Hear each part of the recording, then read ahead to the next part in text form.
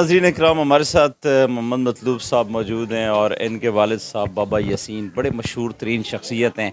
और वो जॉइंट्स के और दीगर जिस्म के जितने हिस्सों में जो पेन्स होती हैं, दर्द जो होते हैं, उनके वो मुआलिज हैं और ये उनके बेटे हैं। वो पिछले कई 3 दहाइयों से वो काम कर रहे हैं। मतलूब साहब भी जो हैं, ये भी काफ़ी टाइम से इसका एक्सपीरियंस रखते हैं और इनके पास भी बहुत सारे मरीज़ आते हैं, ये उनको एंटरटेन करते हैं।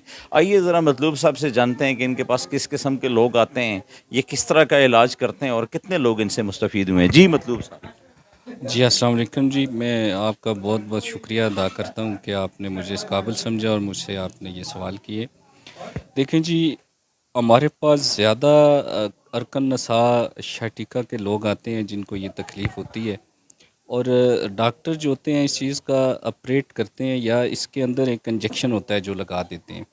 हम ये दोनों चीज़ें मना करते हैं, ना तो ऑपरेट करने देते हैं और ना ही इंजेक्शन लगाने देते हैं। तो हमारे जो वालिद साहब हैं उन्होंने अरसा तकरीबन 35-40 साल से ये काम शुरू किया हुआ था। तो मुझे ये शौक़ थी बहुत ज़्यादा और मैंने उनके साथ ये काम शुरू किया इस शौक़ से कि मैं ज़्यादा से ज़्यादा इंसानियत की खिदमत कर सकूँ और लोगों को सेहतयाब कर सकूँ। तो ज़्यादा केसेस जो हैं वो मैं अरकन नसा के हैंडल करता हूँ। अच्छा, जिन लोगों को जॉइंट्स में प्रॉब्लम है, सर्जिकल डॉक्टर्स के पास जाते हैं, ख़राब होके बड़े अरसे बाद वो, जिस तरह मेरी 2-3 मरीज़ों से बात हुई तो वो ये कह रहे थे यार डॉक्टर्स के पास वो हो के आए, उनसे वो हल नहीं हो सका। डॉक्टर्स ने इतनी डिग्री ली हुई है, उनके वो टेस्ट करते हैं, पूरे एक्स-रे, दीगर अल्ट्रासाउंड वगैरह करके उनको जो चीज़ समझ में नहीं आती, आप कैसे उसको समझ लेते हैं? देखें जी, बात ये है कि उन्होंने एक डिप्लोमा लिया होता है, एक डिग्री ली होती है, वो उस चीज़ को समझते हैं। हम ये नहीं कहते कि वो गलत कर रहे हैं। वो जो कुछ करते हैं, वो इमरजेंसी में जो कुछ उनसे हो सकता है, वो बेहतर करते हैं।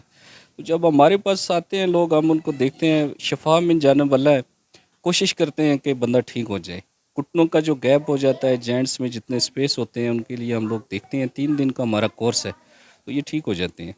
सर, ये जो L6, L4 और दीगर जो जिनको आम अल्फाज में अगर हम मोरे बोलें जिस्म के, लोगों की ग़िज़ाओं की वजह से, लोगों की वीकनेस की वजह से जिस्म के बहुत ज़्यादा हिस्से जो हैं वो मुतअस्सर हैं हर बंदे के।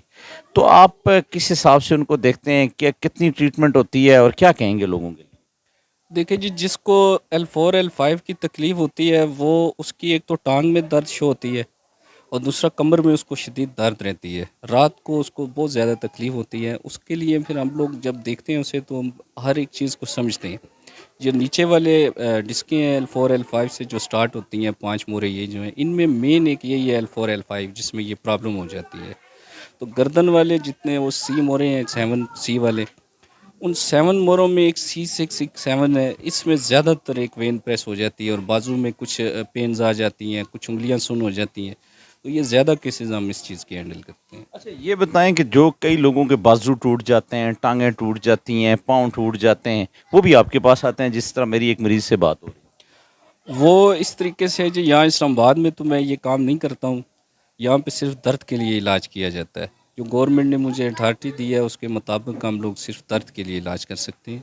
तो हमारा जो वहाँ क्लिनिक है गाँव पिंड पड़ियाँ तरनौल में, वहाँ हम लोग हड्डियों-शड्डियों का थोड़ा बहुत करते रहते हैं। वो भी जो हमारी समझ में आता है हम लोग देखते हैं, बाकी हम डॉक्टरों के पास रिकमेंडेड करते हैं। अच्छा, ये आप चूँकि मुआलिज हैं, आपको ज़्यादा पता होगा कि ये जब ये लोगों के जो मोरों के अंदर गैप आते हैं या नसें दब जाती हैं, इसकी वजह क्या बनती है? ये वीकनेस है जी, हमारी जो खुराकें हैं ये नाक़स हो चुकी हैं, कोई वो पुरानी खुराकें नहीं रही हैं। किसी जगह भी देसी घी का कोई चक्कर नहीं है, लस्सी का कोई चक्कर नहीं है, ऐसी देसी खुराक किसी भी जगह नहीं है। विटामिन डी ये सब जितने भी हैं ये सारे इंसानियत में कम हो गए हैं। तो इंसान जो है वो वीक हो चुका है और जब भी कोई भी हरकत करेगा, कोई काम वेट उठाएगा, कुछ भी तो उसको कमर दर्द लाज़मी हो जाती है। अच्छा, जो लोग आज ये खुराक इस्तेमाल कर रहे हैं, फिर आपके पास आते हैं, कितने लोगों की तादाद में हैं जो आपसे शिफायाब होके गए हैं या कुछ लोग ऐसे हैं जो मायूस भी हो जाते हैं, जिन्हें कहीं से भी शिफा नहीं मिलती?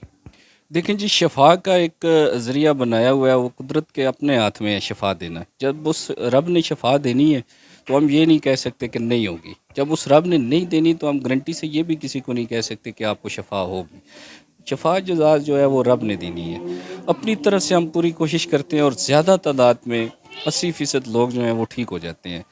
10-20% लोग हैं जो नहीं भी हो सकते, तो उनके लिए हम कोशिश ज़रूर करते हैं, बाकी मायूस फिर भी नहीं करते, कोशिश करते रहते हैं कि वो ठीक हो जाएँ।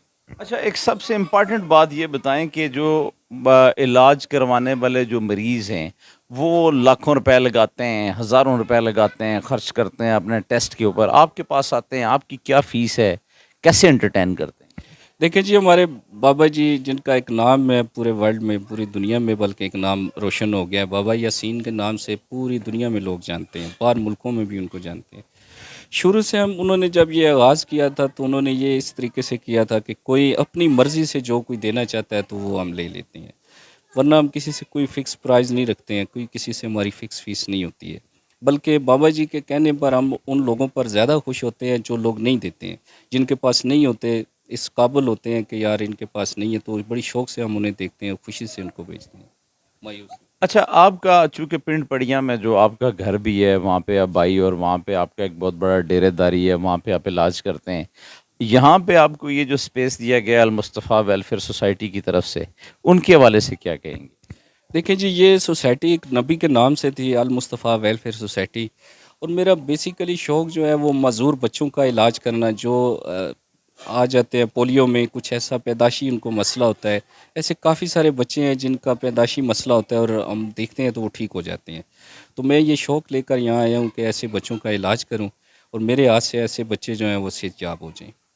आप यहाँ पे किस टाइम बैठते हैं और कौन से दिन बैठते हैं?